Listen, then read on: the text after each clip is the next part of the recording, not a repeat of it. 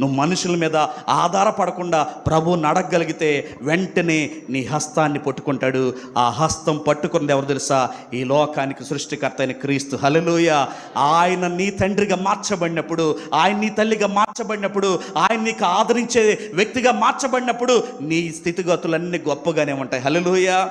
ఈ తండ్రి యొక్క ఆవేదన తొలగించబడింది.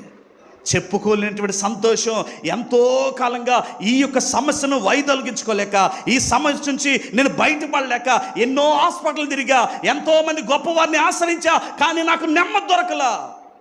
నెమ్మదినిచ్చే స్థలం ఏదైనా ఉందంటే అది క్రీస్తు యొక్క ఒడి మాత్రమే. హల్లెలూయా. క్రీస్తు పాదాలు పట్టుకొని ఈ తండ్రి వలె, ప్రభువా ఇక నేను నిరుత్సాహమైన స్థితిలోకి వెళ్ళిపోయా, ఇక నీవే నాకు దిక్కని కన్నీళ్ళు విడవాలి. మనకు అలాంటి యొక్క తృష్ణ లేదండి. మనకు అన్ని బాగుగా కనబడుతూ ఉన్నాయి.